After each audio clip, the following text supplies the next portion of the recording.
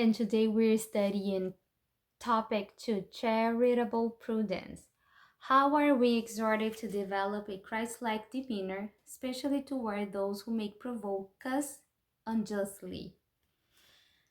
So James says, um, Ye know this, my beloved brethren, but let every man be swift to hear, slow to speak, slow to wrath.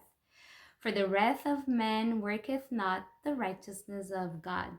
Wherefore, putting away all filthiness and overflowing of wickedness, receive with meekness the implanted word which is able to save your souls.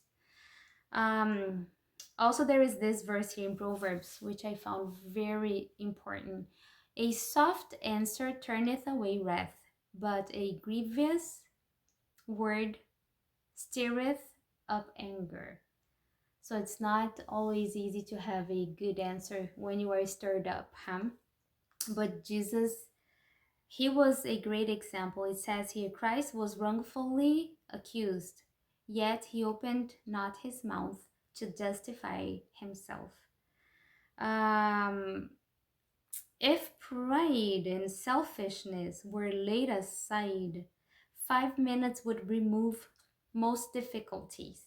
Angels have been grieved and God displeased by the hours which have been spent in justifying self. B. Give examples of how a Christian steward might display a charitable prudence. Might display charitable prudence. Acts 9 tells the story of Dorcas, right? We know her story.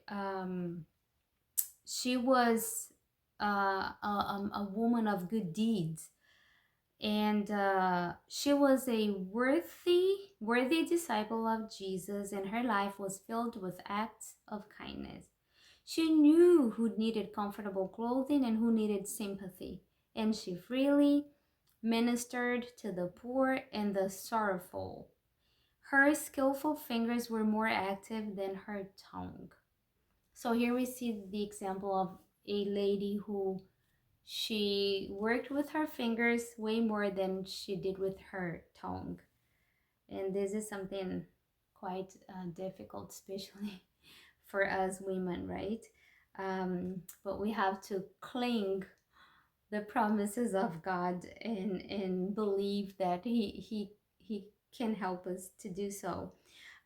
It also says here, preaching is a small part of the work to be done for the salvation of souls. God's Spirit convicts sinners of the truth, and He places them in the arms of the church. The ministers may do their part, but they can never perform the work that the church should do.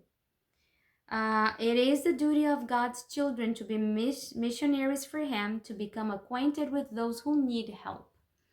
If one is staggering under temptation, his case should be taken up carefully and managed wisely, for his eternal interest is at stake, and the words and acts of those laboring for him may be a savor of life unto life or of death unto death.